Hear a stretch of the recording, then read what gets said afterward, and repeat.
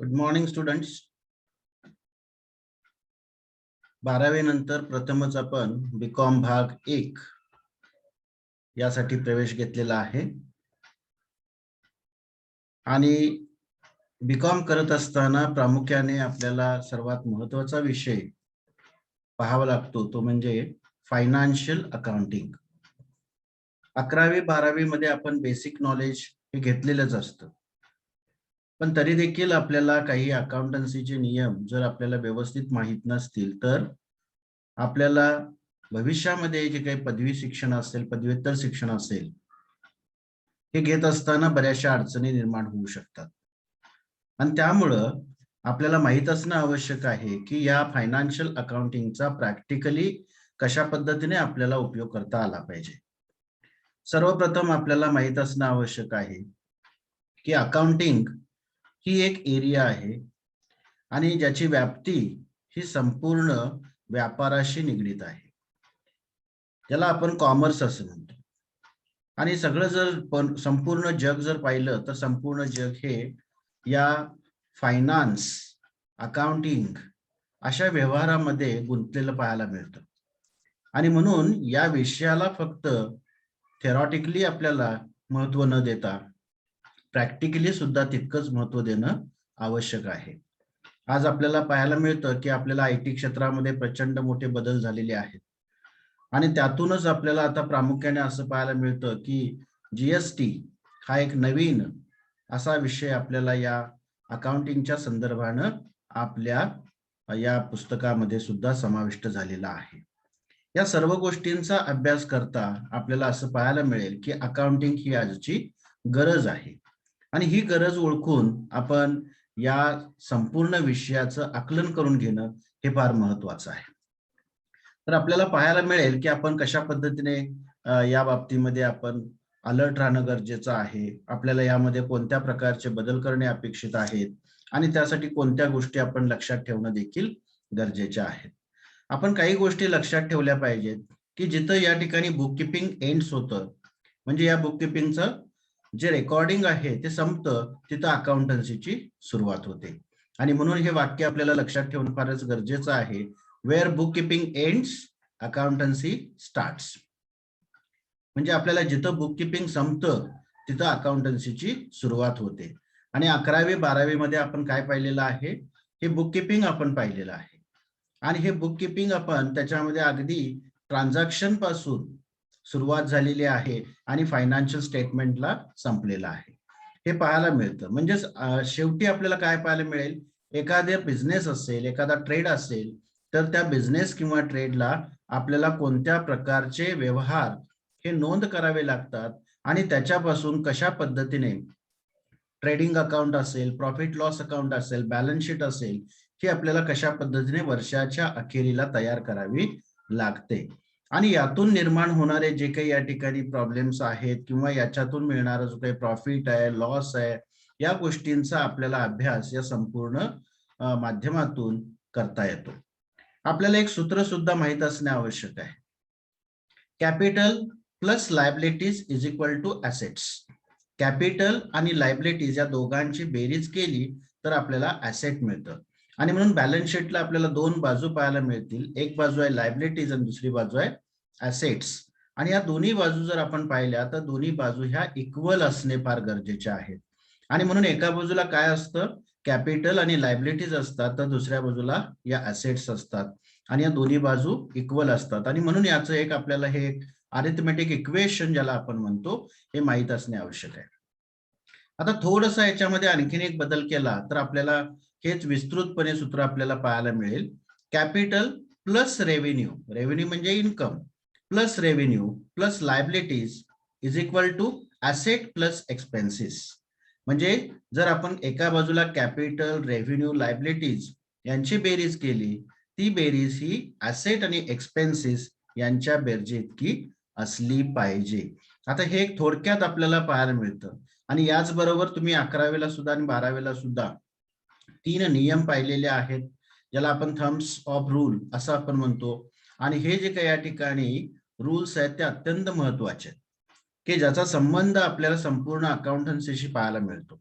आणि यामध्ये आपल्याला काय पाहायला मिळतं प्रामुख्यानं, एक म्हणजे personal account, real account and nominal account. आता पर्सनल अकाउंटचा रूल काय आहे? Debit the receiver, credit the giver. बघा, पर्सनल अकाउंटचा रूल काय?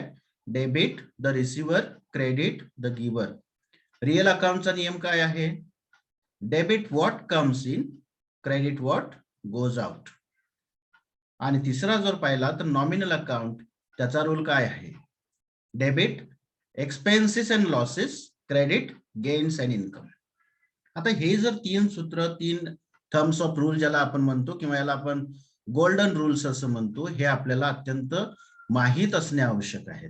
कारण या तीन असणाऱ्या आपल्या नियमांच्या आधारावर संपूर्ण अकाउंटन्सी ही अवलंबून आहे. आणि त्यामुळे हा त्याचा पाया म्हणला तर काय आपल्याला इथं वावगं ठरणार नाही. आणि म्हणून या सुरुवातीला काही या ठिकाणी बेसिक संकल्पना ज्या आहेत त्या 11वी 12वीच्या आपल्याला शिकाव्या लागतात, पाहाव्या लागतात, आणि त्यातून आपल्याला पुढे जावं लागतं. तर आज आपण पाहणार आहोत की नेमका आपल्याला फायनान्शियल अकाउंटिंग बीकॉम भाग 1 याचं सेमिस्टर पहिलं, त्यासाठी आपल्याला कोणत्या प्रकारचं सिलेबस आपल्याला विद्यापीठाने दिलेला आहे आणि त्या सिलेबस मध्ये आपल्याला काय शिकायचं आहे. आता इथे आपण सिलेबस पाहतोय बघा, फायनान्शियल अकाउंटिंग पेपर नंबर 1. यातला पहिला चॅप्टर आहे तो म्हणजे आपल्याला इंट्रोडक्शन, ज्याच्यामध्ये आपण काय पाहणार आहोत? Basic accounting concepts and conventions. म्हणजे आता हे 11वी 12वीला देखील झालेल्या असतील तुम्हाला संकल्पना, पण आपण पुन्हा एकदा त्याची रिव्हिजन यामध्ये करणार आहोत आणि जाणून घेणार आहोत की याच्यामध्ये काही बेसिक अकाउंटिंग कन्सेप्ट्स आहेत. हे अकाउंटिंग कन्सेप्ट कोणते आहेत, कन्व्हेन्शन्स काय आहेत, ही अकाउंटिंगची जी सायकल आहे, प्रोसेस आहे, ही कशा पद्धतीने कार्य करते. यामध्ये अकाउंटिंग स्टँडर्ड्स आहेत, म्हणजे ह्या अकाउंटिंग स्टँडर्ड्स आपल्याला काय शिकवतात, त्याचे नीड काय आहे, त्याची प्रोसिजर काय आहे, आणि सर्वात महत्वाचा म्हणजे आपल्याकडे IFRS ही सिस्टम या ठिकाणी आपल्याला इम्प्लिमेंटेड झालेली आहे, मात्र त्याचा फारसा आपण या ठिकाणी वापर करत नाही, आणि त्यामुळे याचा कन्सेप्ट काय आहे तो आपल्याला यामध्ये समजावून घ्यायचा आहे. दुसरा टॉपिक आपल्याला पाहायला मिळतो की ज्याच्यामध्ये अमालगमेशन ऑफ फर्म्स. अमालगमेशन म्हणजे काय? तर अमालगमेशन म्हणजे काय की आपल्याला दोन किंवा अधिक फर्म्स एकत्र आल्या आणि त्याच्यापासून एखादी नवीन फर्म या ठिकाणी तयार होते, त्यावेळी त्याचं अमालगमेशन झालं असं म्हणतात. अमालगमेशन म्हणजे एकत्रीकरण, आणि फर्म्स हा सगळ्यात महत्वाचा. आता ह्या फर्म्स कुठला असतो? फर्म्स म्हणजे इथं पार्टनरशिप फर्म्स. पार्टनरशिप फर्म ही वेगळी असते, लक्षात ठेवायचं. आणि पार्टनरशिपचा ऍक्ट जो आहे तो सुद्धा वेगळा आहे, आणि कंपनीचा ऍक्ट हा वेगळा आहे, आणि त्यामुळे फर्म आणि कंपनी यामध्ये फरक आहे, हे लक्षात घेणं फार गरजेचं आहे. आता इथं जर आपण पाहिलं तर 1932चा पार्टनरशिप ऍक्ट तुम्ही पाहिलेला असेल, आणि आता आपण 1956 हा कंपनीचा ऍक्ट होता, आता तो बदलून आता किती झालेला आहे? कंपनीज ऍक्ट 2013, म्हणजे 2013 हा या ठिकाणी ऍक्ट झालेला आहे. तर यामध्ये सुद्धा आपल्याला amalgamation of firms, partnership firms हा टॉपिक शिकत असताना याच्यामध्ये जे काही असेट्स असतील, लायबिलिटीज असतील, काही वेळा त्या या ठिकाणी रिव्हॅल्यूड झालेल्या असतील, काही वेळा पेड केलेल्या असतील, तर त्या कोणत्या पद्धतीने आपल्याला घेतलेल्या आहेत, टेकओव्हर केलेल्या आहेत, ह्या सर्व गोष्टींचा या ठिकाणी आपल्याला अभ्यास यामध्ये करावा लागणार आहे.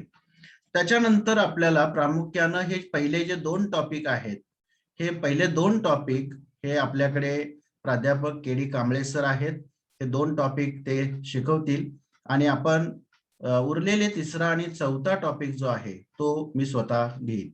आता याच्यामध्ये युनिट 3 हा जो काय आपल्याला टॉपिक पाहायला मिळतो, हा टॉपिक आहे पहा, कन्साइनमेंट.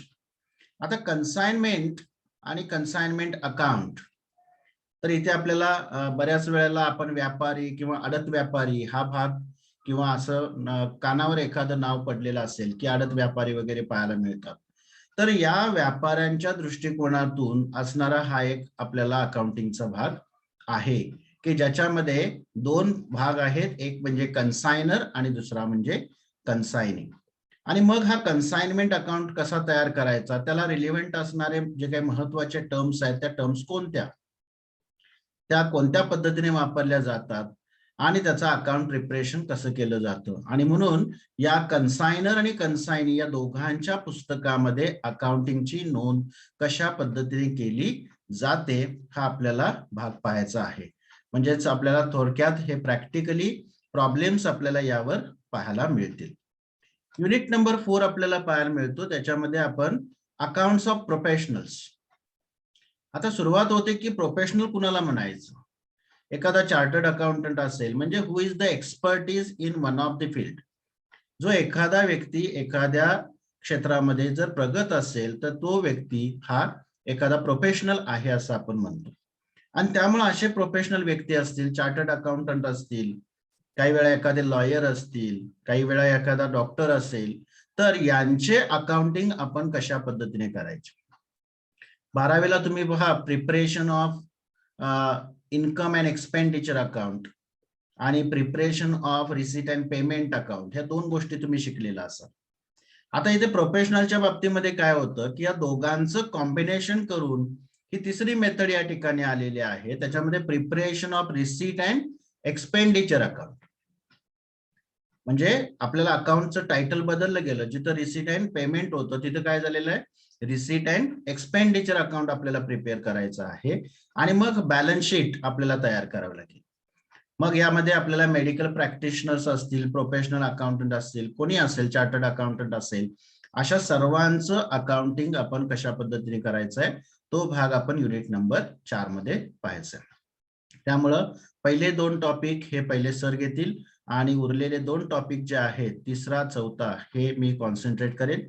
हे दोन्ही टॉपिक आपल्याला शिकायचे आहेत. याच्यामध्ये काही प्रॅक्टिकल गोष्टी आहेत त्याही आपण पाहायच्या आहेत आणि त्याच्यावरचे प्रॉब्लेम्स आपल्याला कशा पद्धतीने सोडवायचे आहेत तोही भाग आपण पाहायचा आहे.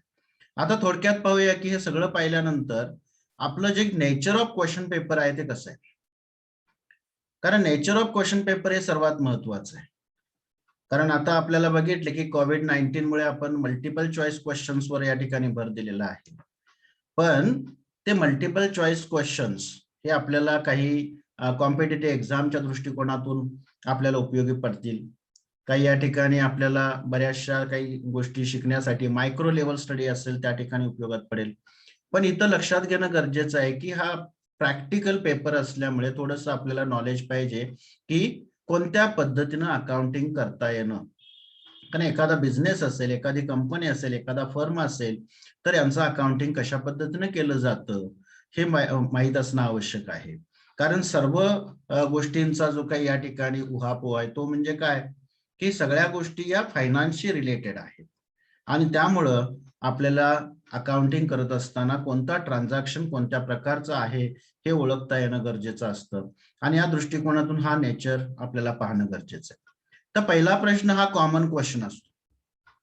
कॉमन क्वेश्चन एकच प्रश्न दिला जातो, मात्र त्याच्यामध्ये 2 प्रश्न 10-10 मार्काचे दिले जातात आणि त्याला आपल्याला एकूण वेटेज आपल्याला पाहायला मिळतं. म्हणजे त्या प्रश्नाचा पहिला भाग हा 10 मार्कासाठी असेल आणि दुसरा भाग हा 10 मार्कासाठी असेल.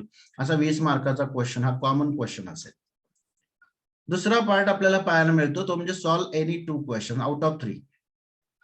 आपल्याला 3 क्वेश्चन दिले जातील ए, बी, सी आणि या 3 पैकी आपल्याला 2 सोडवायचे असतील. प्रत्येकी 10 मार्क आहेत, असे करून 20 मार्क आहेत. तिसरा भाग आपल्याला पाहायला मिळतो तो म्हणजे राईट शॉर्ट नोट्स ऑन. एकूण 4 शॉर्ट नोट्स आपल्याला दिल्या जातील, 5 मार्काला 1 याप्रमाणे. त्यापैकी आपल्याला 2 शॉर्ट नोट्स आपल्याला सोडावे लागतील. इथे आपल्याला 10 मार्क्स आहेत त्याच्यासाठी. आता यामध्ये काय पाहायला मिळतं बघा, आपल्याला 50 मार्काचा पेपर आहे. 50 पैकी आपल्याला मार्क्स किती अपेक्षित आहेत, तर 50 पैकी आपल्याला 18 मार्क मिळणे फार अपेक्षित आहे. आता जो विद्यार्थी समजा इथे आपल्याला 20 मार्क पहिल्याच प्रश्नाला मिळवेल, त्याला काहीच अडचण नाहीये की बाबा आपल्याला पासिंग होणं. आणि त्यामुळं 18 मार्क मिळवणे ही काही मोठी जबाबदारी नाहीये. त्यामुळे आपण थोडंसं कॉन्सन्ट्रेशन एखाद्या टॉपिकवर जरी केलं तर आपल्याला चांगले मार्क्स मिळू शकतात.